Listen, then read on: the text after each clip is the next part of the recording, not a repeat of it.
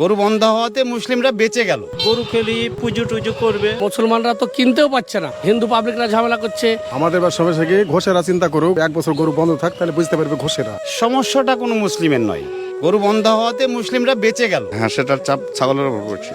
গরু বন্ধাতে সমস্যা, এখন যাদের গরু আছে তাদের সমস্যা। গরুর হাট, গরু তো উঠতে দিচ্ছে না, প্রশাসন এসে নিষেধ করেছে, গরু উঠতে দিচ্ছে না, তাতে গরু পার্টি নিয়ে আসছে না, হাট ফাঁকা, হাটে একটাও গরু এখন পর্যন্ত আসেনি। আর মুসলমানরা তো কিনতেও পাচ্ছে না, যে কিনে কুরবানি দেবে সে তো কিনতে পারছে না, তাহলে এবারে সেই চাপটা ছাগলের হাটের ওপর পড়েছে।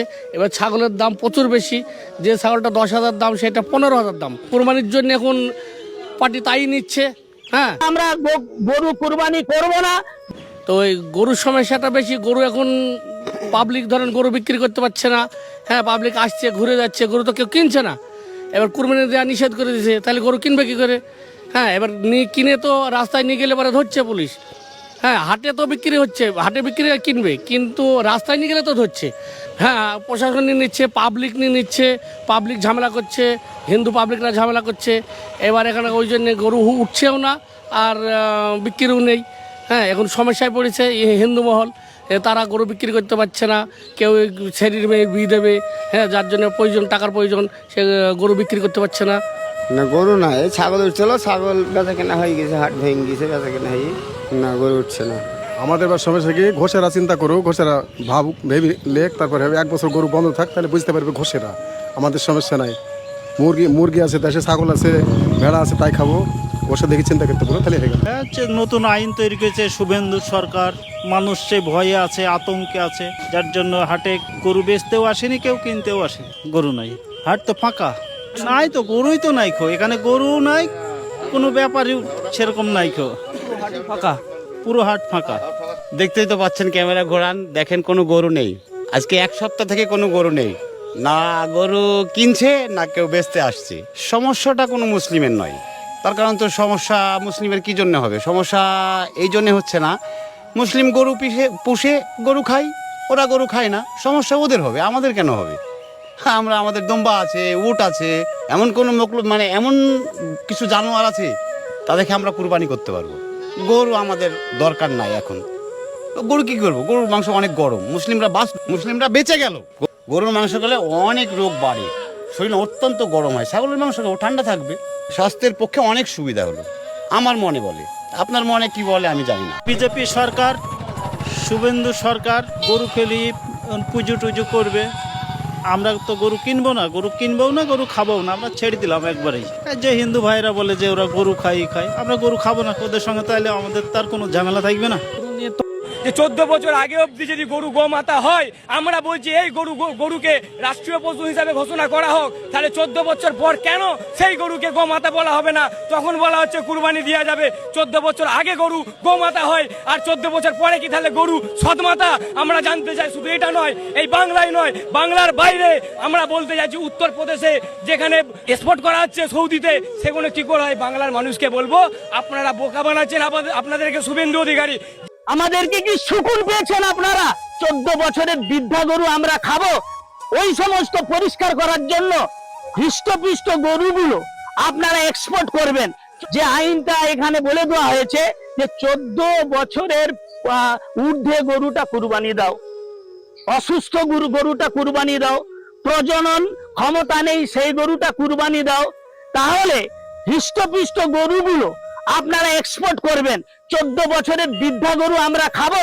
আমাদেরকে কি সুকুন পেয়েছেন আপনারা?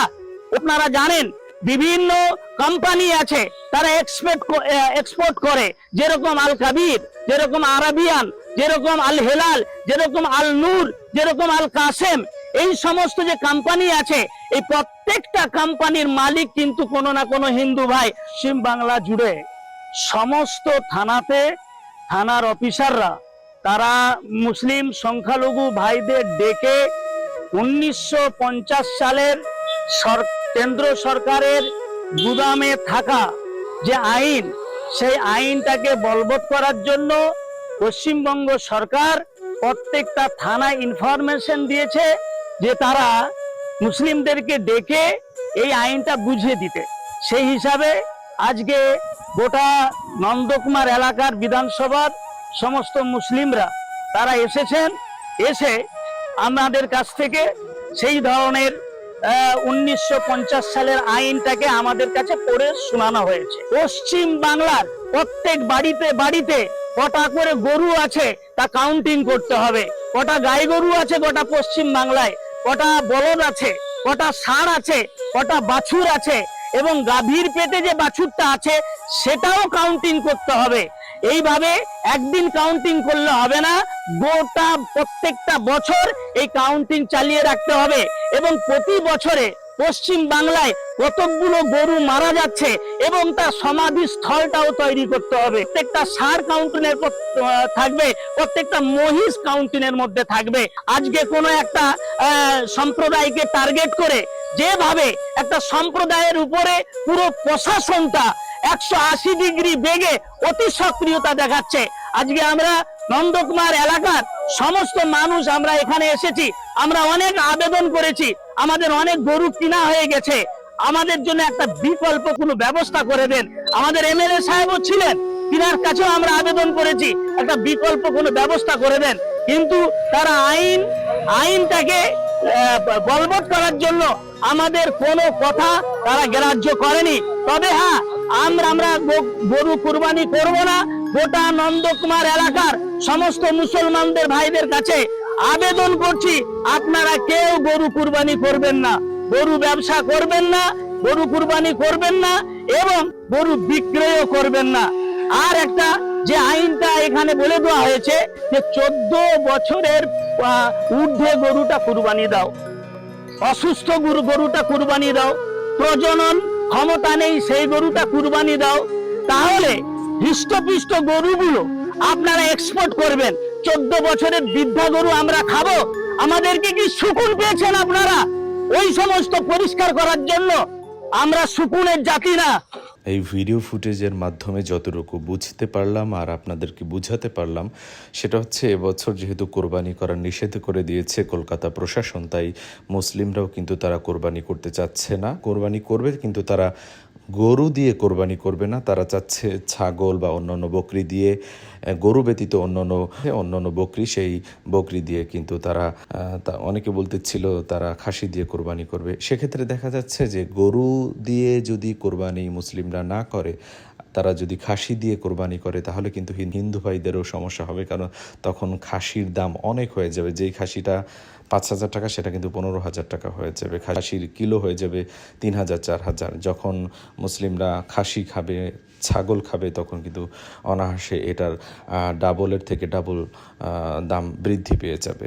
এই জন্য আসলে মুসলিমরাও চাচ্ছে যে তারা হ্যাঁ ঠিক আছে গরু কোরবানি করবে না, গরু কোরবানি না করতে পারলে তো আরও ভালো, কারণ গরু গোশত খেলে হচ্ছে অনেকের অ্যালার্জি সমস্যা হচ্ছে, হাই কোলেস্টেরল, মানে নানান ধরনের সমস্যা হয়। খাসির মাংসে, ছাগলের মাংসে ততটা সমস্যা হয় না, ছাগলের মাংস খেলে আরও ভালো। তারা বলে ওকে সুস্থ বেশি থাকতে হলে গরুর মাংস ব্যতীত তারা খাসির মাংস খাবে, তারা গরু দিয়ে কোরবানি করবে না, তারা অন্য প্রাণী দিয়ে, অন্য ছাগল দিয়ে কোরবানি করবে। এদিক দিয়ে কিন্তু বড় সমস্যার সম্মুখীন হবে হিন্দু ভাইয়েরা। তারা যারা গরু ব্যবসায়ী রয়েছে তারা কিন্তু এই হাজার হাজার লক্ষ লক্ষ গরু পুষেছে এবং অনেক পরিবারই এই গরু বিক্রি করে কোরবানির ঈদে মুসলিমদের কাছে গরু বিক্রি করে একটা বিশাল লাভ্যাংশ পাবে। সেটা দিয়ে তারা কিন্তু পুরো পরিবার সারা বছর এই গরু বিক্রি করে, সেই গরুর টাকা দিয়ে কিন্তু জীবন জীবিকা নির্বাহ করে, ছেলে মেয়েদের লেখাপড়ার খরচ, পরিবারের ভরণ পোষণ সব কিছু কিন্তু এই গরু ব্যবসা করে। সেটা কিন্তু তারা অনেকটাই ক্ষতিগ্রস্ত হলো। তাই বলবো কলকাতার ভাইয়েরা এবং কলকাতায় যারা আছেন গণ্যমান্য উপরে প্রশাসনের লোক যারা রয়েছেন, তাদের উচিত এই ব্যাপারটা ছাড় দেওয়া। যেহেতু এই যুগের পর যুগে চলে আসতেছিল, হঠাৎ করে এরা এই গরুগুলো নিয়ে, হাজার হাজার লক্ষ লক্ষ গরুগুলো নিয়ে কি করবে, তারা নিজেরা খাবে কিভাবে আর গরুগুলোকে খাওয়াবে কিভাবে? এদিকে মুসলিমরাও আর গরু কিনতে চাচ্ছে না এবং কিনবেও না। তো এই সমস্যাটার উত্তরণে কি করা উচিত? কলকাতা প্রশাসনের গণ্যমান্য উপরস্থ যারা লোক রয়েছে তাদের এই ব্যাপারটা অন্তত ছাড় দেওয়া উচিত, দৃষ্টি দেওয়া উচিত যে এই গরুগুলো যাতে বিক্রি হয়ে যায় সেই ব্যবস্থা করে দেওয়া উচিত। পৃথিবীর সব মানুষ সবাই মিলেমিশে থাকুক, আল্লাহর সৃষ্টি, একে অপরের প্রতি শ্রদ্ধা ভক্তি ভালোবাসা থাকুক, সুস্থ থাকুক পুরো পৃথিবীর মানুষ।